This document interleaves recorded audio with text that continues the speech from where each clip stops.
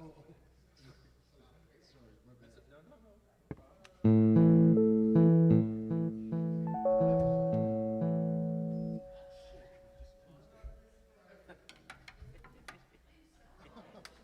I mean, I know. It's like when you give it to somebody to like take a picture.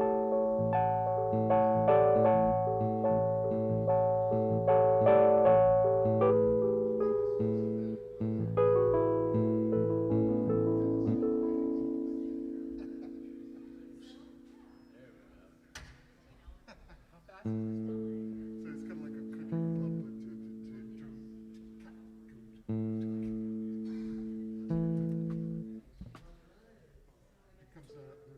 picture.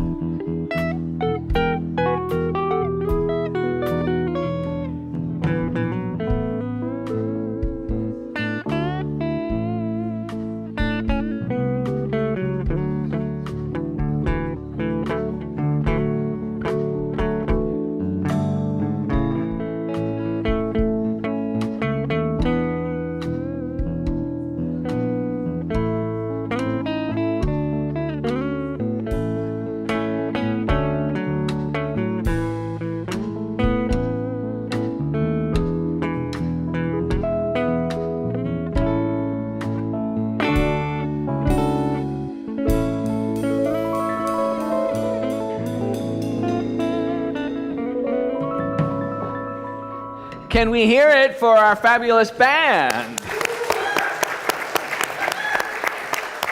Jason, Mark, and Jeremy. Wow, and Shantaria, welcome back. I'm back. Yay. We have missed her. And oh, we're so delighted that you're all here on this beautiful day. Happy Chinese New Year. Yeah. Happy Sunday. Yes. Right? Happy Valentine's Day. Happy Day of Love. Right, happy Day We of can Love. celebrate everything. We can celebrate love. Right? And happy Black History Month. Absolutely. Is it Happy Black History Month or Black History Month? It's Happy Black History Month. It's Black happy. people are happy. Okay.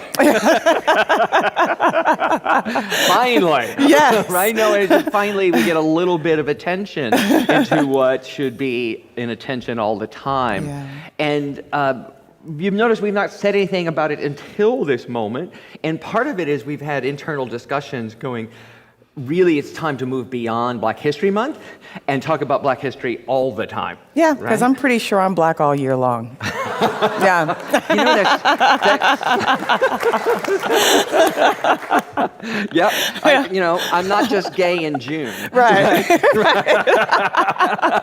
So, yeah, that makes sense. And so one of the things I wanted to bring present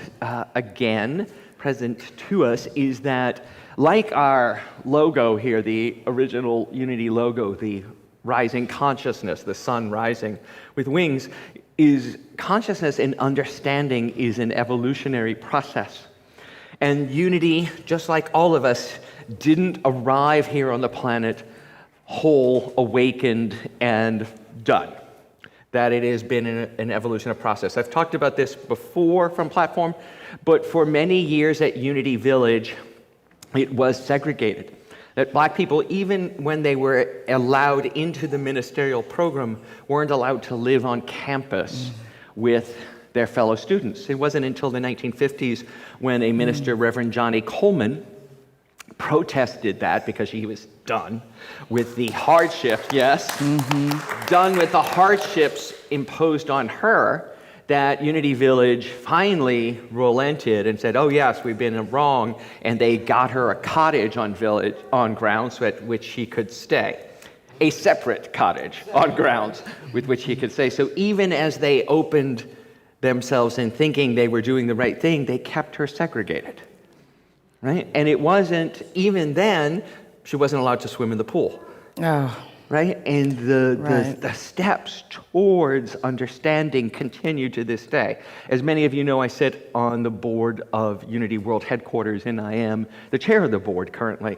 And we have just sponsored 2 new buildings on campus, one named for Johnny Coleman and one named for Reverend Ruth Mosley, who started a black seminary in Unity. Wow. And it's the Urban Ministerial School. So we're going to have 2 different Airbnbs that are dedicated to these women, and we're fully funding them and stepping forward, and a portion of all those proceeds go directly into scholarships for African American students to become ministers. Wow. So it is another small step and important step into recognizing the wholeness of who we all are, and an important step for those of us in privilege to make amends, right? Yeah.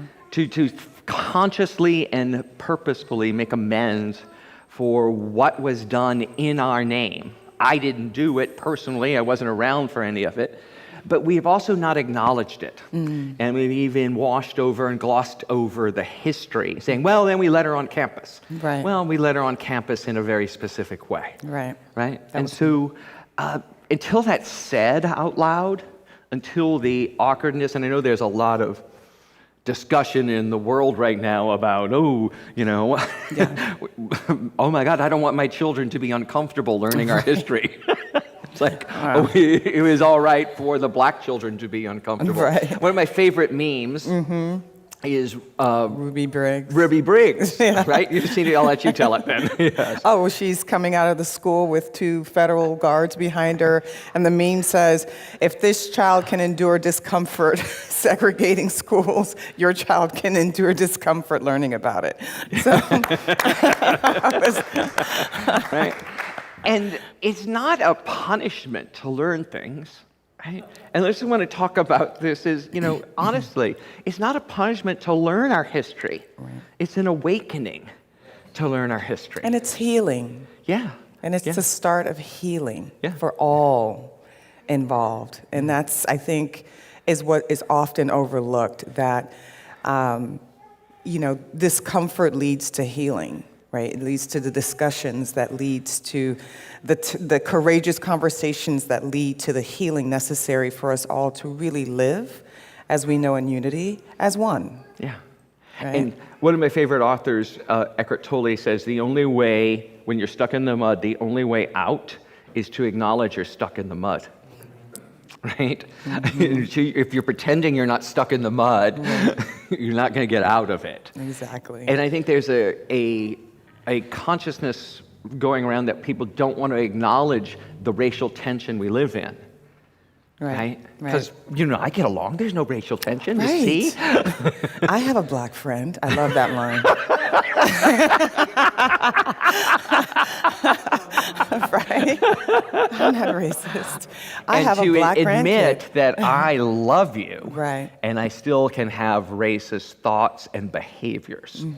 Right? Right. Those two things are not mutually exclusive. Exactly. Right? Yeah. That's Yeah. that's where the work begins. Right. I love the example of the royal family when Meghan was married in. One of their concerns was how dark little Archie would be, and I thought, well, he is black, at least half of him. Right. And so, there's that underlying. They seem like a very open and accepting family. However, there was these underpinnings of things that were happening that was clear there's some work to be done there, some healing to be done there. Well, and there is a dialogue about it, even here in San Francisco, when I was fostering a young man that many of you had met, Jason, and I would hold him. He was 4 at the time, and I'd hold him. I'd be carrying him into stores, and I would get looks.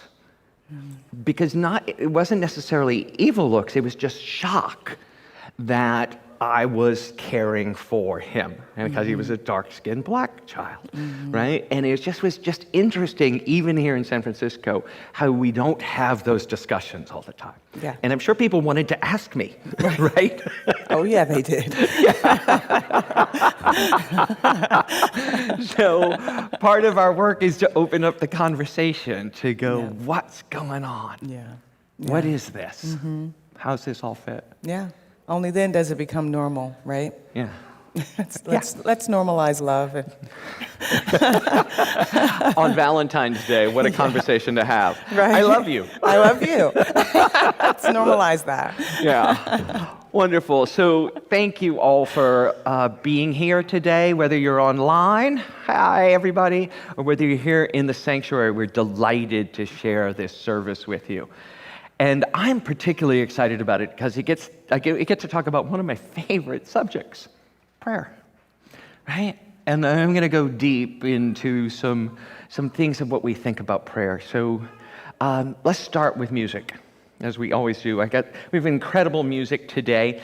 Good news, Misa is great. She has tested negative. I told her to stay away another week so we all breathe easier. And she'll be back next week. Hi, Misa, we love you. And we have Callie and Cleo. I invite you to get comfortable, to let this music transport you, and to let your whole being rise. I believe in open doors. I've taken off the screen. I'm ready to let the world come inside and touch my life.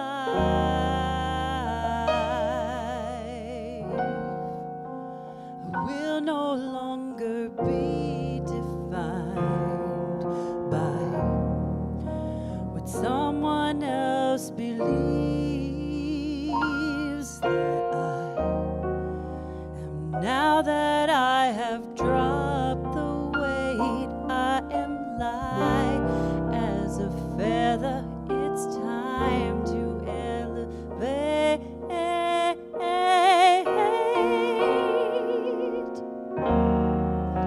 Sober rise, lift your eyes, spread your wings, and prepare to fly. This is the moment of your life. Go ahead and fly. I believe in open doors. I'm outside of the box.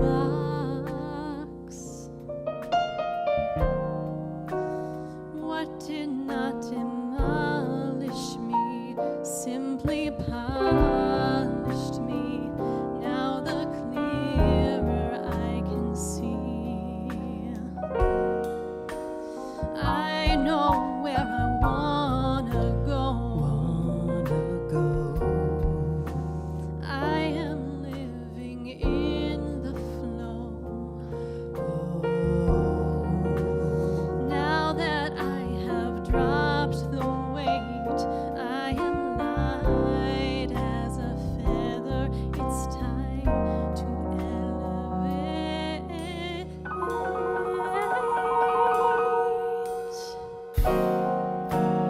Sober rise, lift your eyes, spread your wings, and prepare to fly. This is the moment of your life. Go ahead and fly.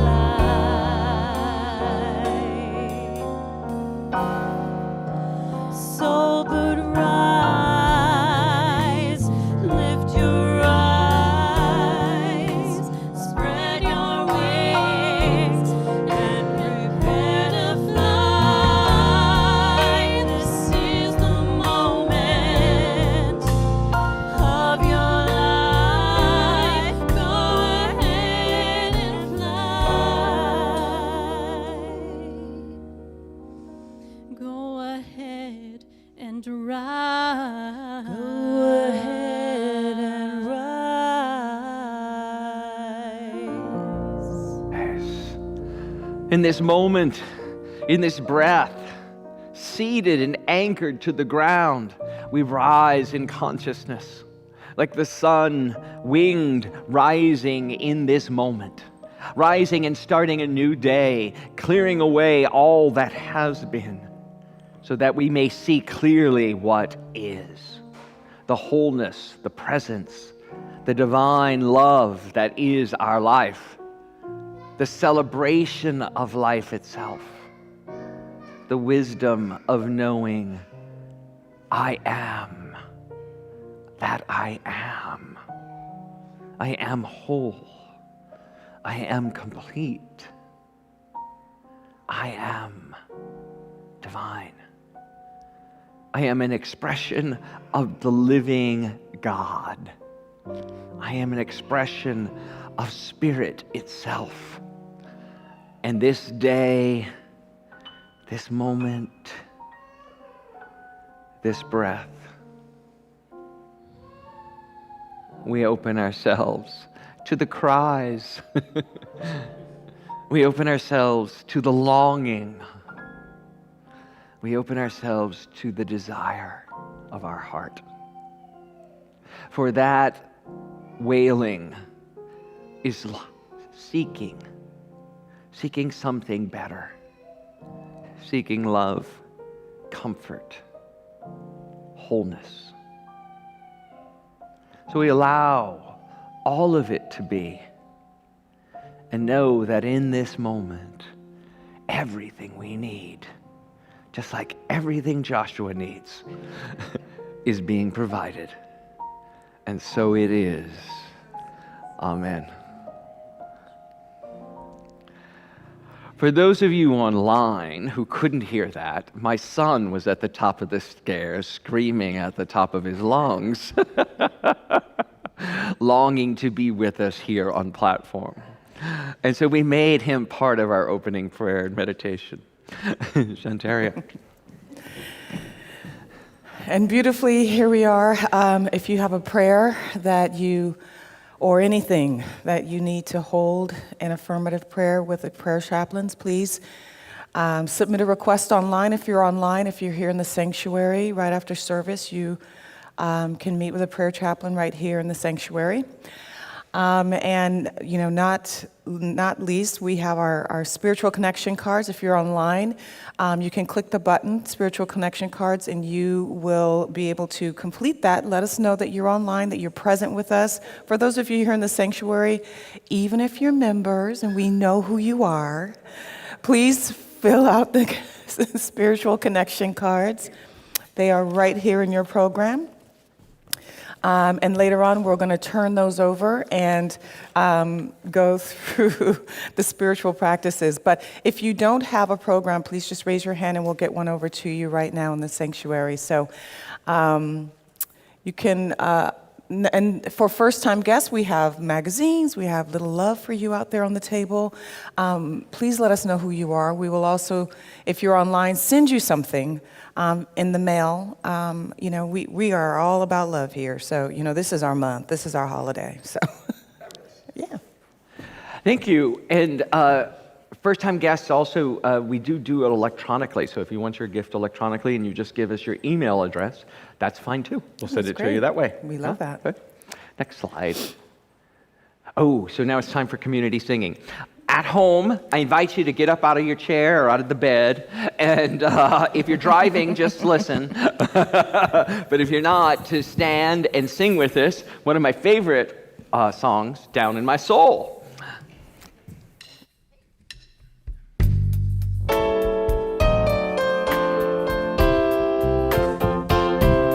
I've got the music, I got the music down in my soul. I hear the music, down in my soul. I hear the music, down in my soul. And the whole wide world is my home. I've got a new day, down in my soul. I've got a new day, down in my soul. I've got a new day, down in my soul. And the whole wide world is my home. I hear the silence of the silence down in my soul. I love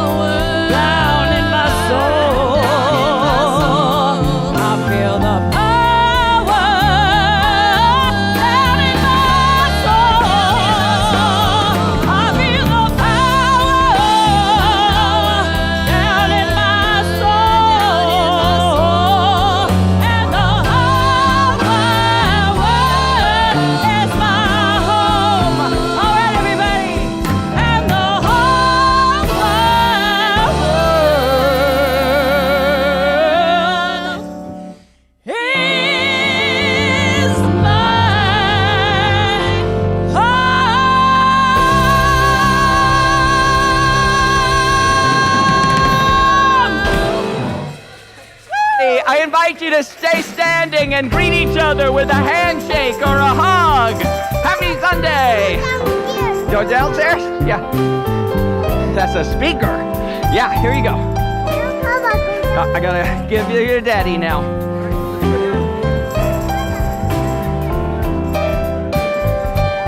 I need to stay here.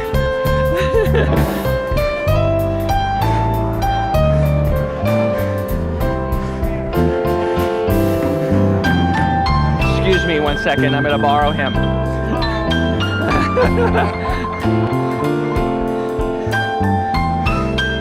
I'll give him back, I promise, Demetrius. I'm gonna give him back. I'm just gonna use them as props for a minute.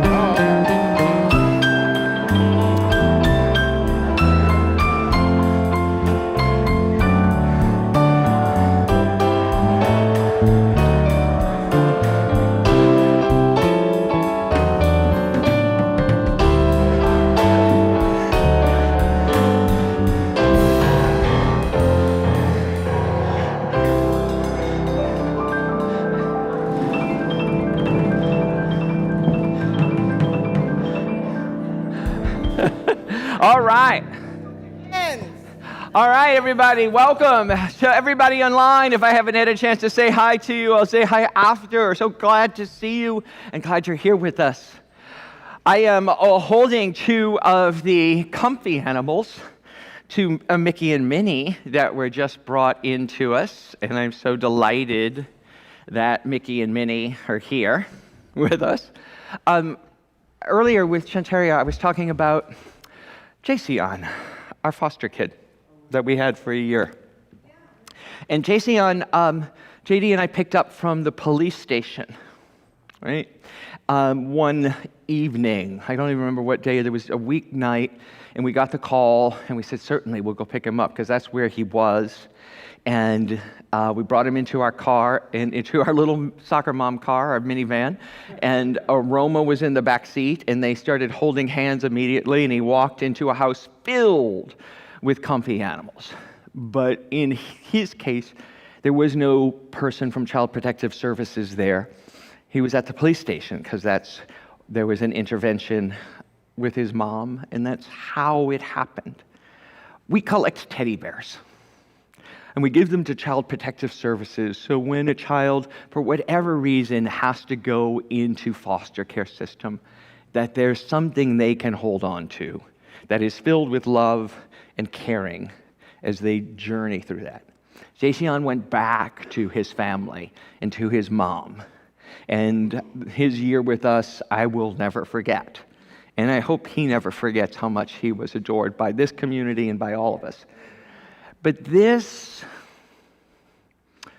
small token may seem like, what's a teddy bear? It's a lot. It's a lot, especially for those kids. For those of you who have kids and grandkids, you know how attached they are to them and how much it can mean. So I invite you, we've done a great start. Will everybody raise their teddy bears for a second? I know they're all over. All the teddy bears. There's some in seats that are not with people. But that's okay. We'll get them hugged and loved. We meditated with them this morning, too. We had teddy bears in meditation with us, bringing calmness. So we can do better. I invite you to bring teddy bears. Bring teddy bears. We're collecting them all month. Send them. You can click the link online and have them shipped to my house, and I'll bring them in. I think we got 5 this week I've brought in, so keep them coming. And we make a difference in the world, one kid at a time. So we have an affirmation for all the world's children, for all the children entering Child Protective Services today, and for our own inner child that needed this comfy. You are God's perfect expression of divine life. We see you and we love you exactly the way you are. Can we know that together? You are God's perfect expression of divine life. We see you and we love you exactly the way you are. All right, so who gets Minnie? Woo! Mickey? All right. Thank you. So we have been talking in a series about the 5 basic unity principles, or as I like to call them, the 5 core unity principles. The first one is that there is only one. There's only one. Everything is God and in God. No separation, right? There is only one power and presence. That's it. Everything is in that. And therefore, we're in it. If there's only one, we're part of the divine expression. We're not the all of God. We're not all that. But we are divine, because how do you make something that's not of you when you're the only one? So we're wholly divine. Not just part of us, all of us. As I've said before, even the parts we don't like. Right? Because that's just a belief that there's some part of you that's not lovable. It's just a false belief. Let that sink in. And we create our life with those beliefs. The ones that think there's something that's unlovable about us creates that perception and that reality in our lives. That part of us that knows our worth also creates. And so we get this dynamic flow of yin and yang, of good and bad, of positive and negative in our lives, because we are human. We are spiritual beings having this human experience. And we take on these beliefs of not enough or not good enough and lack. And then we watch those beliefs manifest in our lives. And that brings us to today's teaching, is that the tool we use to shift that is prayer and meditation. In prayer and meditation, we align ourselves, our true nature, our being, our spiritual being, with God, with divine truth, with wholeness, with life itself. I'm going to invite Callie to come forward, because she has a song about the process that we use in what we call prayer, in what we call meditation. Let me put it to you this way, the short elevator speech. In unity, there's no difference between prayer and meditation. What I did at the beginning of service, that was called a prayer. Didn't it feel like a meditation? It felt like one to me. There's not a difference when you understand the core of what we mean when we say the word prayer. So Callie's going to sing This Inner Space.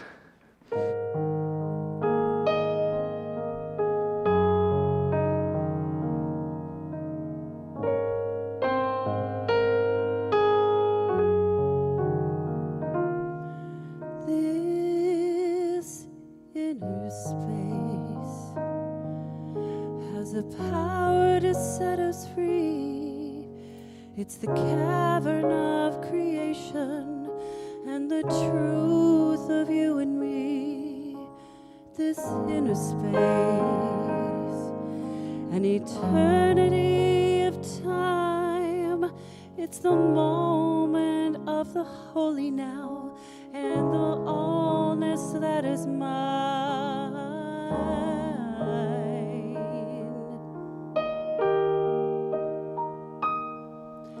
This inner space contains all that we need. From deep within the invisible flows the living air we breathe. This inner space is flowing in my bones. It stirs my heart, it stirs my mind, and every prayer I've known.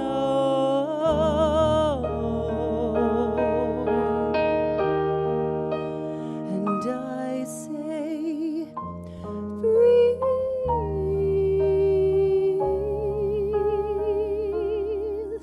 now, breathe,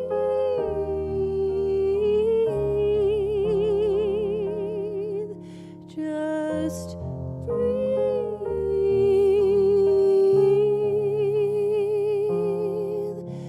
this peace,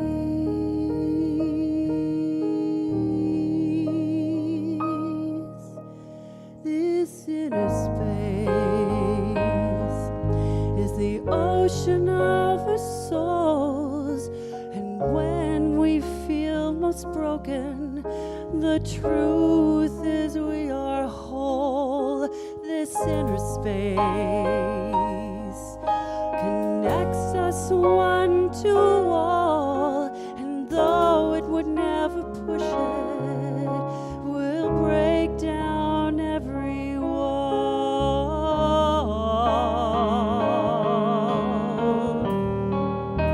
So I say, breathe,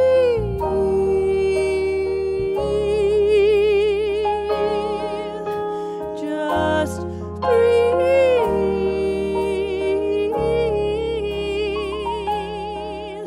just breathe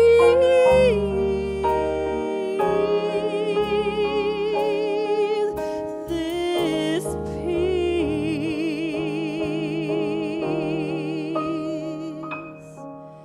This inner space invites us to renew. In all our endless choosing, we become the chosen two. This inner space invites us to renew. And though it may make you laugh, it just might be the one to choose.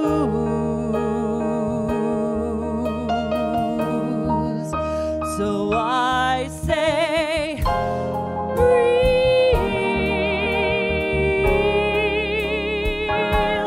just breathe.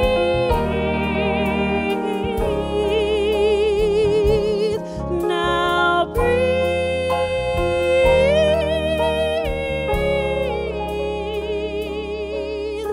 this peace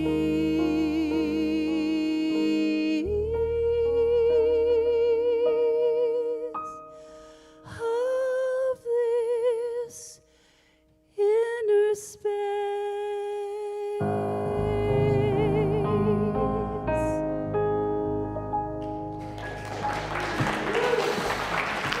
Callie Carvajal.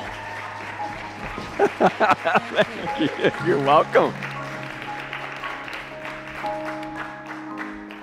Yeah. But when I say the word prayer, is that what you think? For many of us in this world, thank you. You could play the whole talk. It would be great, Jeremy. It'd be really nice. But when sometimes I say the word prayer, or we hear the word prayer, we get called back to our faith of origin. We get called back to some more fundamental teaching or some punitive God concept in our minds. And in fact, if you look up what prayer is, and dictionary.com, it's a solemn request for help. That's the first definition. Solemn and request for help, an expression of thanks addressed to a god or an object of worship. Ooh, that's not what I mean by prayer. Okay, so let's go to number 2. A religious service. Maybe not. A regular one in which people pray together. Maybe. But let's go further. An earnest wish or hope. Those are the 3 definitions on dictionary.com. Right? An earnest is like, none of them fit what I mean and what we talk about when we say prayer. But that's the cultural norm of the word prayer. So the word prayer becomes a trigger. Rain has been doing a yoga class here for us. And she was so lit up when she learned about affirmative prayer. And she so loved it. She came from an Irish Roman Catholic background. And when she heard how we pray, she was just like, on fire. I'm going to do affirmative prayer yoga. And in the office, we had a little discussion with her going, that may not attract people outside of Unity. That the word prayer and yoga put together may not be as broad a funnel as we might want to get people to hear what we mean when we say it. In this quote by our co-founder, Charles Fillmore, for those of you who don't know, Unity was founded by a couple in the 1880s, Charles and Myrtle Fillmore, in Kansas City, Missouri. And Charles says this: We have been so persistently taught that prayer consists of asking God for some human need. We have lost sight of our spiritual identity, and we have become a race of praying beggars. Whew. Cuts you right to the core, huh? Race of praying beggars. When something goes wrong, when something's bad, when there's a diagnosis or an outcome we don't like, we'll go to prayer. Right? But here's the thing, folks. Prayer doesn't change anything on the outside. It's not a Harry Potter spell. Right? It's not an incantation where I can zap it and the physical wall is going to move. That block, that obstacle, that thing in your life is there and it is divine. That thing, that block, that diagnosis is in your life and it is divine. I need to just say that again, because nobody thinks that a cancer diagnosis is divine. Nobody thinks that losing a job is divine in the moment. But I have been witness to countless times that people have come, sat in my office right there, and told me what a gift that diagnosis was. What a blessing being fired is. What an opportunity it has become to be divorced.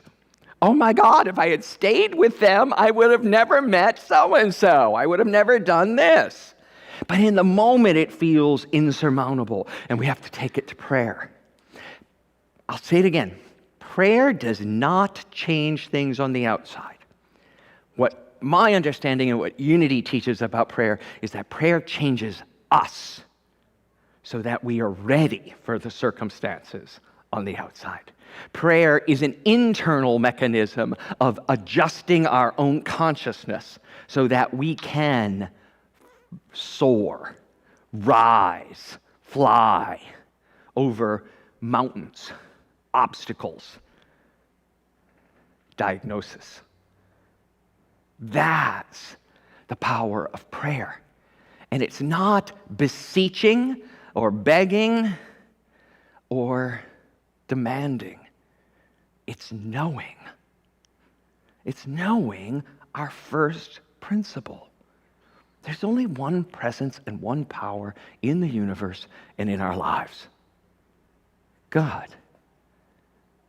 Now, we may have to have a whole talk about what's your real definition of God, because if that punishing, punitive, withholding God is still in your consciousness, I want to say to you, that's your parents. That's not God. Or that's, your ex. So whoever it is for you, that's who it is, right? And that human expression that we substitute as little children and we never fully let go of. Charles Fillmore also says, prayer is the most highly accelerated mind action known. And what I believe he meant by that, and what I mean when I say it, is that prayer is an instant conduit to shifting my understanding and opening the infinite field of possibility. So I'm going to give you a little demonstration. Who has something or wants to just call out something that doesn't to be personal that needs prayer right now? Fear? Yeah. So we take this moment to know that fear existing on the outside also exists within us. For it could not be seen and known by us unless we shared it. So we open to the infinite presence of the divine, knowing that everything is unfolding in divine order. We walk calmly, bravely, purposefully forward, illuminating every step as we take it, knowing as we do, our highest good is unfolding, even when we can't see it. Especially when we don't know what it is. We are seeking something higher and greater, and we give thanks for the opportunity to demonstrate faith, wholeness, and love. And so it is. I'm not praying to anyone up there. I'm not asking that my mind be changed, which is a valid prayer, I do have to add, right? Oh, please change my mind. But the affirming prayer allows me to know that even though I'm experiencing fear and I might be seeing fear in the outside, it's not the truth. And there's another way to transform it, to transcend it, to walk through it. Any other prayer request? I'd like to pray for the success of my memoir course starting. So a success for a physical action or a physical thing that's happening. So we take this moment to realize the truth that Francine's course is already a success. It is already successful in its conception, in its design, in its idea for that divine seed of people telling their story, sharing their journey, expressing and knowing the truth of who they are is a gift to the world. And so we see each and every person coming to this course blessed and transformed. Francine raised and lifted. Francine open to new and different possibilities of how she can present the course. And every step along the way, even the ones that feel tight and awkward, are a gift. So we open ourselves to it. We celebrate the process. And we dive in. God calling. Amen. There was a beep here if you didn't hear that online. Somebody's phone went off right at the end of the prayer telling me, prayer's done.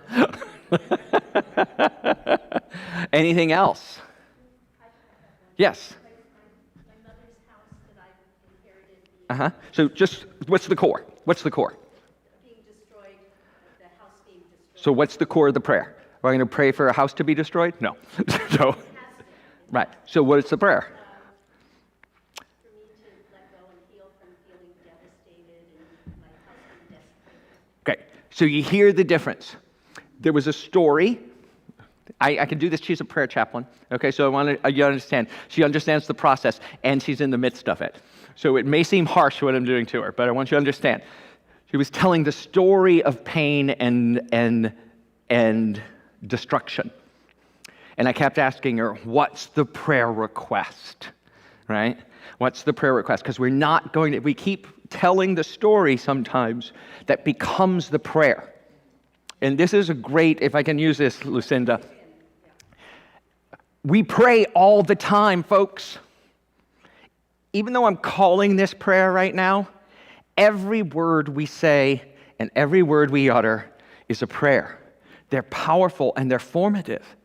And so it's time to wake up to what we're really saying so that it actually is bringing us to the life we say we want. And thank you for letting us do this, Lucinda. So Lucinda has seen something horrible and painful happen. In this moment, we acknowledge the grief and the turmoil that this outside situation has caused. And in the moment, we know there is a solution.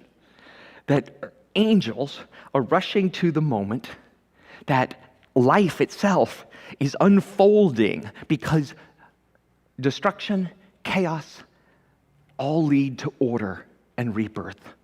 And like the phoenix rising from the ashes, this house will be restored and renewed to its new form. Whether that new form is a physical being where one once stood or a house in Lucinda's consciousness. We know that energy cannot be destroyed. And everything that house, that building, that dwelling exists in consciousness, in energy, in love, and we see it taking on its new form, magnificent, lifted, glorified, peaceful, prosperous, and whole. This journey is just about seeing it unfold. So while we're not at the end and it is not all done, we celebrate the truth that right here in this moment, that house exists in its wholeness. that building nurtures and provides for many, and that the memories and the love that it represents can never be desecrated and continue on powerfully. And so it is. And so we establish it here and now. Amen. See? The other thing about prayer, and she's not doing this, she's doing the right thing, is what we teach in prayer chaplains, is often after a prayer, we go back to the painful story. And that's what I mean about prayer being all the words we speak. The journey for Lucinda right now is to stay honoring the grief and staying true to the vision of what it could be. And it's going to be something bigger than even Lucinda can understand at the moment. Right? And that's the power of prayer. That's why prayer is my favorite spiritual tool, and I use it on a daily basis. One of the things about my life that I get to celebrate is that I'm a minister, and so no one blinks when I say at the start of every meeting, let's pray. Right? But you don't need everybody's permission to do that. When you're going onto your Zoom call for your work or for a family, you can pray to yourself before the call starts. You can affirm the highest and the best for the situation, for the interaction, without anyone's permission. Right? Right? You don't need it from them. You need it from you. You need to know that it's okay to pray, that actually praying shifts you for the situation, makes the situation different, and makes the outcome so much better. And I do that daily because I need it. Because I need it. I'm not doing it for the other person. There's a reverend in front of my name, and there's a human being inside this body that needs to be called up higher at all times. And that's not just for me. Because I know that when you pray before those difficult work meetings, when you pray before those difficult family Zoom calls or meetings, you're being an angel. You're being what you need. You're bringing love and the divine energy to the situation. So, meditation is choosing not to engage the mind in the drama, right? But elevating the mind to its highest potential. Meditation is just about calming ourselves from the monkey mind of how bad it is. And God knows you can get people to agree with you all the time about how bad things are. Try and get people to agree with you about how good things are. Alan knows this, right? Because he's set himself up to be a happiness guru, a jollyologist, right? And I'm sure that people tell him how bad things are all the time, right? Because people are human, and in human nature, the drama is attractive. It's why there's soap operas on TV, right? So that we can play it out without having to have it in our lives. But meditation, whether you meditate for 1 minute or a couple hours a day, it makes no difference. I'll say that again. Whether you meditate for 1 minute or for hours a day, it makes no difference in that the journey is just to meditate. At a stoplight, to stop, stare at the red light, and meditate on the red light. Going pause, stop, pause, stop. Nothing else. That's a meditation that can shift you from the monkey mind of, I'm late, I've got to get going, this is going to happen, this is then going to snowball into this and this and this and this and this and this. Stop. And as Callie sang, I hope you can't get that out of your head, because that's why we sang the song. Breathe. Just breathe. Just breathe. So while I was saying that, a bunch of you probably were telling me, but you don't understand what's going on in my world. Right? You don't understand, Reverend Ken. I've got this. Just breathe. One of my favorite stories is from a guru, a meditation guru, and she had this big conference with everybody coming to learn the secret of meditation. And the guru was up on stage, and the first person comes up to the mic and says, I have this diagnosis of cancer, and I don't know what I'm going to do. I have kids. I don't know how my family is. She goes, good for you. Meditate. And then the next one comes up and says, my husband just left me, and he has been the love of my life. We were high school sweethearts, and she's in tears. And the guru looks at her and says, good for you. Meditate. One by one, everyone came with every problem that they had for this wisdom of this divine guru. And all she had for them was meditate. The answer is not in the guru. The answer is not in the minister. The answer is not in the textbook. The answer is not in the Bible. The answer is in you. Because you are the divine expression. You are that piece of the divine here and whole and fully connected to all of it. And the answer needs to come from you. It can't come from me. It can't come from any guru. It can't come from a textbook. You are the source of your own good. You are the source of your own destiny. Own it. Meditate on it. Walk forward, illumined. Let's take that to our time of meditation. I'm going to invite our music team back up, and I'm going to say it again. You are the source of your own good. You can start playing, Jeremy. You are the source of your own destiny. Own it. Be it. When I pray, I feel my heart go deeper, my heart go deeper into my God. When I pray, I feel my heart go deeper, my heart go deeper into my God. Right here, right now, right where I am, I pray. Right here, right now, right where I am, I pray.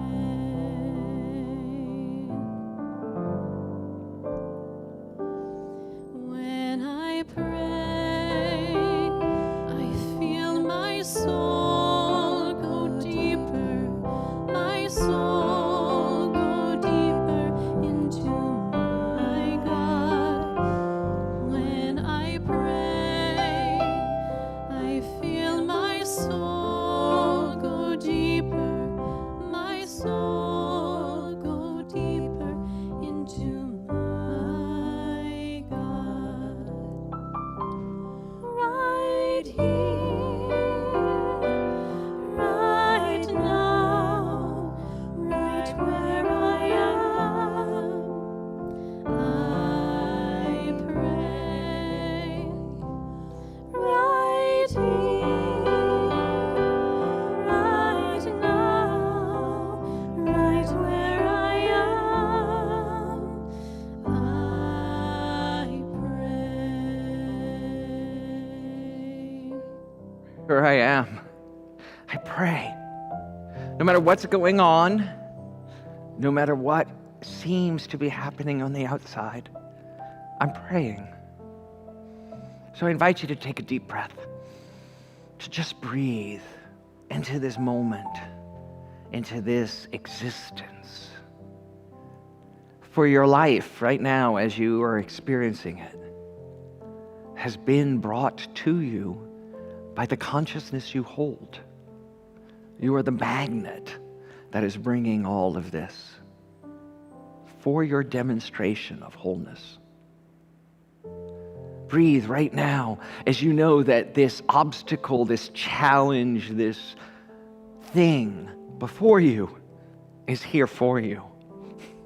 It is here for you to show and demonstrate the wholeness of your being, the divine purpose of your life, and the infinite resources of the universe. For everything right now is conspiring for your highest good, allowing you to let go of what cannot stay longer, so that you can experience the bliss and the good that is yet to come. Knowing that there are no accidents, only divine appointments. We breathe into this growth opportunity.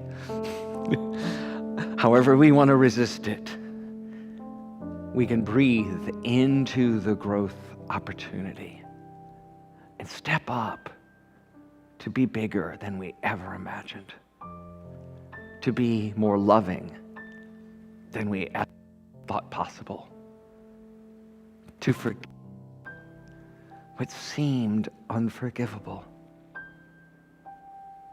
For in truth, there is only one presence, one power, one life.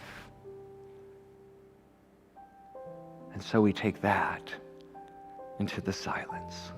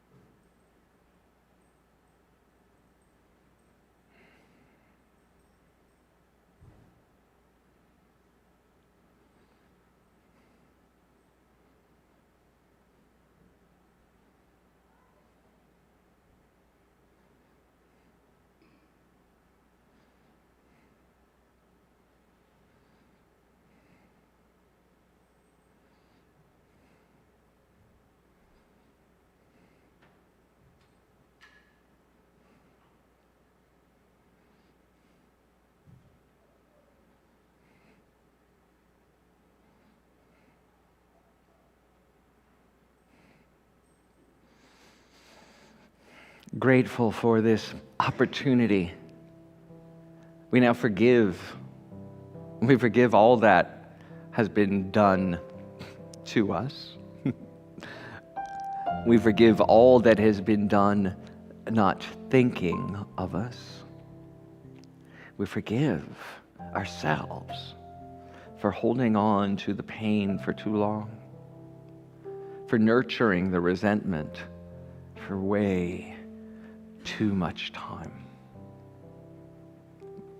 We forgive others. We forgive ourselves. And we move into the wholeness of our being. Praying, meditating, rising.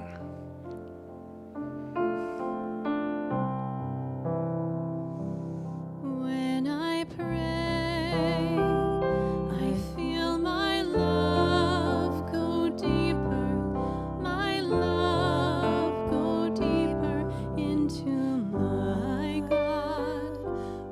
When I pray, I feel my love go deeper, my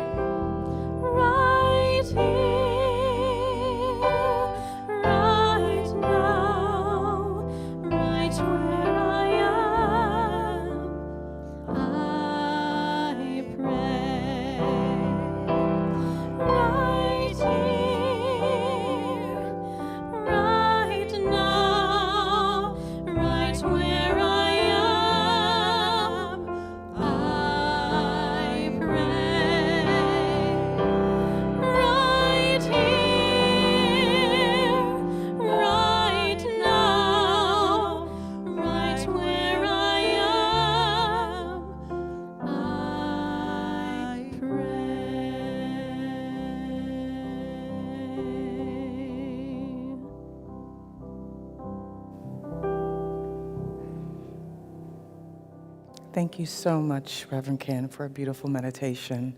And thank you to everyone in here for holding just this beautiful energy in here today. I'm feeling it. Thank you. And I needed it.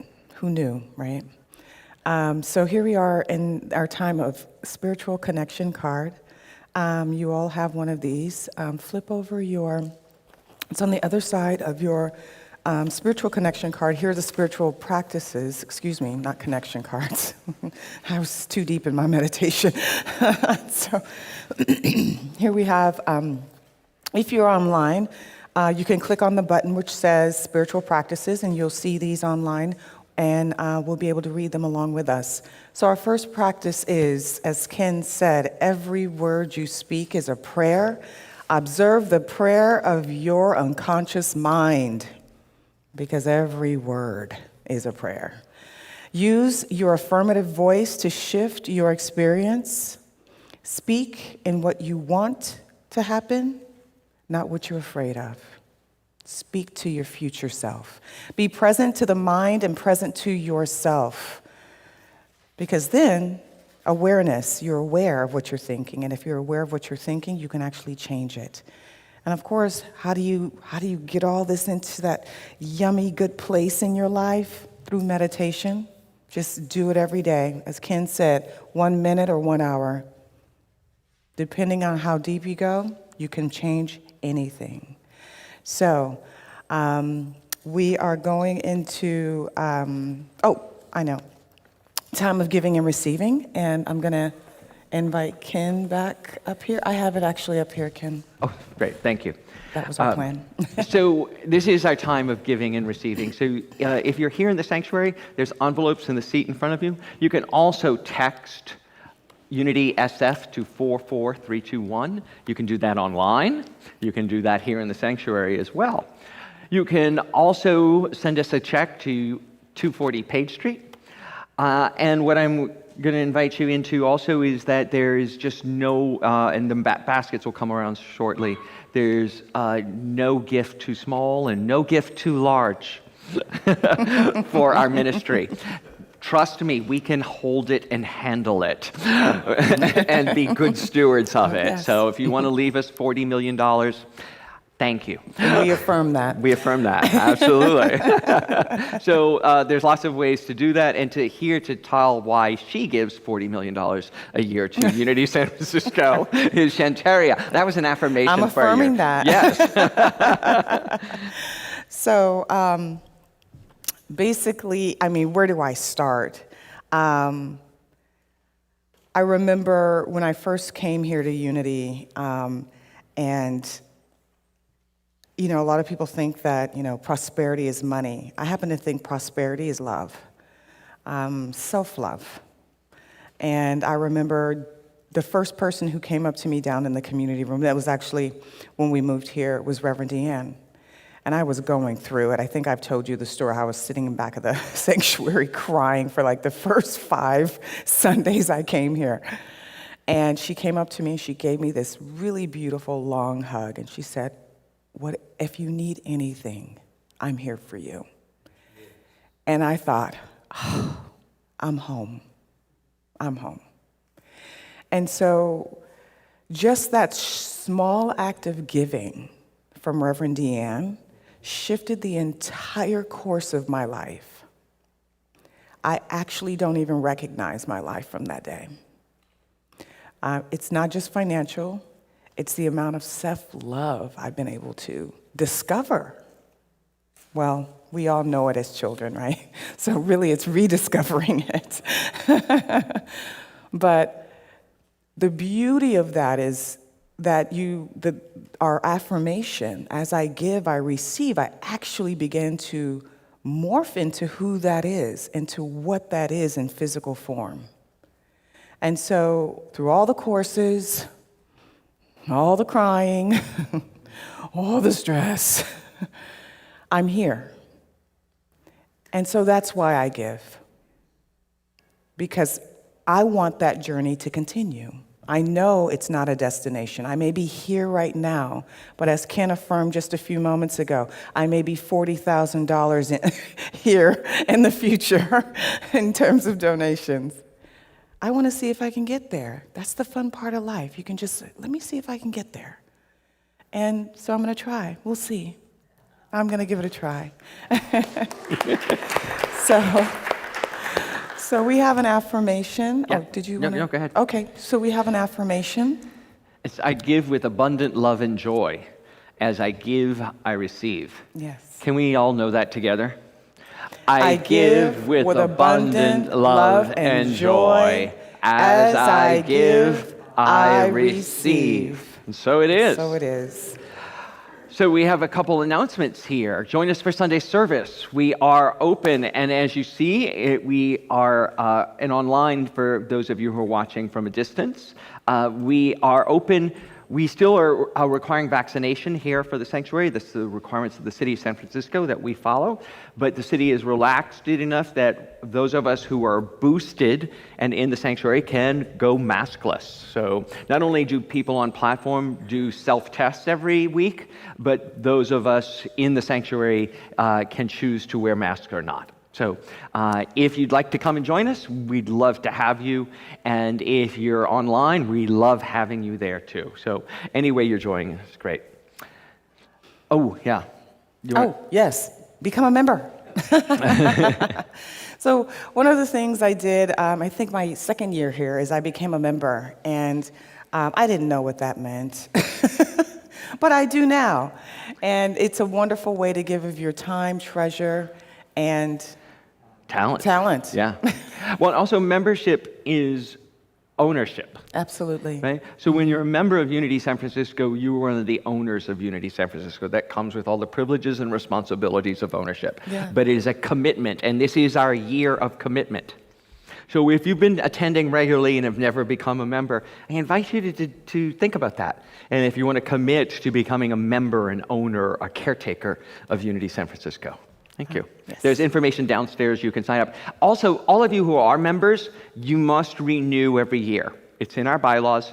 You have to renew every year. I need your signature on a dotted line. There's a form downstairs. Don't leave without renewing. Oh, yeah. So Shantaria is in Absolute Abundance, a year of abundance with me. Yay! It's going great. This is what I want to talk to you about. This is the last, on the 23rd, of February. It's the last chance to join the class. I've had a couple interactions recently with people who are telling me, oh, I wanted to take it, I just couldn't afford it. And I said, that's a great affirmation. Yeah, because you need to be in the class. And I've said to those people, did you ask me if there were scholarships? Did you ask me if I would take a lesser amount? Life is a banquet of unlimited good. But you got to get up and go to the buffet table, folks. That means you have to ask for what you want and need. You have to inquire to find out if you can get more of the shrimp cocktail, right? And it's an invitation to talk to me. Ask. Let's figure something out. If you want to join the class and money, you're thinking you can't afford it, is what's keeping you from it, I invite you to look at that. It's a great class. Oh, yeah. Yeah. It's, as I said, I don't recognize my life today. And you know, to that point, you know, it wasn't until I started affirmatively asking for exactly what I wanted, not only did it come, but now it's just coming without asking, because the ask is now embedded in who I am. And these courses are what taught me that. Yeah. That everything in the universe works for me. Right? You don't, what's the line from Negotiation? You're a businesswoman, right? You don't get what you deserve. You get what you ask for. And it is so true. So true. There's a spiritual truth in that. Boy, and I'm Yeah. getting more than I'm asking for. I mean, I'm like, ooh, did I ask for that? Ooh, okay, I'll take that. So anyway, let's have a conversation about it. Yeah. Annual meeting. So this is important. Our annual meeting is one of the biggest things we do, especially for members. We elect new members of the Board of Trustees. We talk to you about what's up for you. So if you have questions you want us to address, this is the time to ask us. There is a Google form for you to ask us questions in advance of the meeting so we can address them beforehand and get your answers fully answered, get your questions fully answered. We're also voting on earthquake retrofitting. And there's a whole FAQ page now and a video on our website that will answer all the questions. If you weren't able to attend our town hall about earthquake retrofitting, we have to make a decision about how much earthquake retrofitting we're going to do before we can move forward any further with the building. Until we make that decision, no other decisions can be made because it affects the whole design of the building and the timeline and the money. So members get to make that decision, voting members. Everyone's welcome to come hear about what we're talking about. And we dived it down into frequently asked questions, so you can spend 15 minutes, not an hour, listening to the video. Absolutely. So, yeah. And earthquake retrofitting is a luxury San Franciscans have to deal with. Yes. It's a luxury. The luxury. So, and so invite you to come to the meeting, set aside the time on Zoom or here in the building. It'll be downstairs, so you can come eat and be part of the meeting. 5 principles, yay, Dave Cooperberg. So again, on Sundays, January 23rd through February 20th, 1:30 to 3:30, Zoom and in person, come and learn the 5 principles. Dave Cooperberg, he's really fun. And it's a wonderful way to... No pressure, Dave. No pressure. It's a wonderful way to learn the 5 principles of unity and also get another chance to hold some teddy bears. How about that? Right. Perfect. And, so this is filling up quickly. Come Home to Unity. I've talked about Unity Village. It is beautiful. That's a picture of it. We're doing a conference, a retreat there on the Enneagram, diving deep into the Enneagram. In the retreat, it's 3 days, April 21st through 24th. And they are gifting us this beautiful Airbnb. And next slide, please. It's called Hummingbird Vista. This is where some of the ministerial students were housed when we went to school. If you see the next slide, you'll see what it looks like on the inside now. It's stunning. It didn't look like that when I went to school, I promise you. They just spent $300,000 restoring it to its original magnificence. And they're giving it to us as a gift. So I think the house is getting close to full. It sleeps 12, but how it sleeps 12 is the interesting part.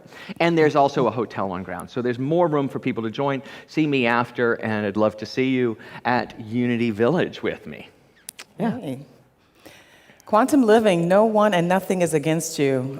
This was actually the second lesson Reverend Deanne taught me, is that everything works for you. And I'm so excited to see that she has a whole class on this message, because once this set inside of me, then I was more comfortable asking. So there's kind of a little journey you take, you learn how to, you don't learn to ask overnight, but you do learn that if things are working for you, you're no longer afraid to ask. All this is on our website, Yeah. so if you want to find out more, go to our website and dive in. Yeah. And so also, Reverend Elizabeth holds meditation here every week. It's 10:15 here live in the sanctuary and online. And Reverend Deanne holds a meditation Monday through Friday at 12 noon online. Join us for any of those meditations. If you think meditation and medication is difficult, have your medication all Yes. together. Meditation is medication. Yes. All right. And thank you to the band. Yes. And our songstresses. Yes. Thank you to Thomas and Garrett and Cleo. Thank you to all of you for bringing your love today, for giving those teddy bears lots of love. And thank you to Reverend Ken. Thank you, Shantaria. Thank you. It takes a village. One of the things we do need is we need ushers and greeters. There are people right now who are volunteering to check vaccinations at the door, but we're missing ushers and greeters. And there is nothing, and let me say this really clearly, there's nothing more important than how you're greeted at the door. Do you remember the first time you came here? Who was there to say hi to you and how you felt when you walked in?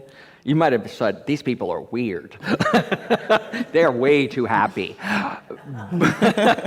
But somehow you stayed because you're still here, right? So if you're coming here on Sundays, we need you. So I'm asking personally for you to volunteer and say hi to people. Come here at 9:30, or excuse me, 10:30, and be here from 10:30 to 11, just to greet people at the door. It's an immense help. Thank you. Now, I'm going to lead us in. I'm going to let our music team get into place and get ready for our closing song. And our closing affirmation, I'm going to talk about it again to go full circle for what we talked about Unity Village and the systemic and inherent racism that was part of our founding. But it doesn't have to be part of our lives today. And today we have this affirmation where we commit to creating a world of safety, equity, and equality. And we do it as an I am statement. I'll say it once, I'm going to invite you all to affirm it after me. I commit to creating a world of safety, equity, and equality. Can we all know that together? I commit to creating a world of safety, equity, and equality. And so it is. I now invite you all to stand as you're willing and able. I invite my son, my little son, to come up and dance with us if he wants to come and dance, and invite you all to dance in the aisles at home and here to All the Good.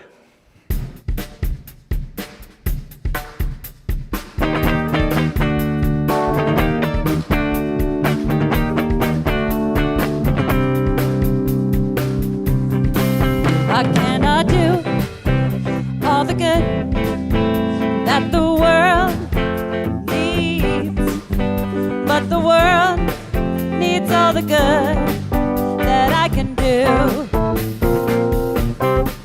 I cannot do all the good that the world needs, but the world needs all the good that I can do. I cannot do all the good that the world needs, but the world needs all the good that I can do. I cannot do all the good that the world needs, but the world needs all the good I can do. I cannot do all the good that the world needs, but the world needs all the good I can do.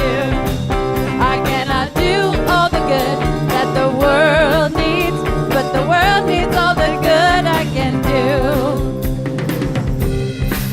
I cannot do all the good, yeah, that the world needs rock and roll. The world needs all the good that I can do.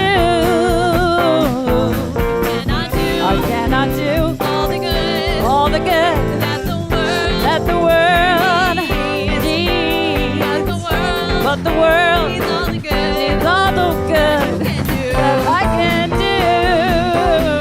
We cannot do all the good that the world needs, but the world needs all the good that we can do.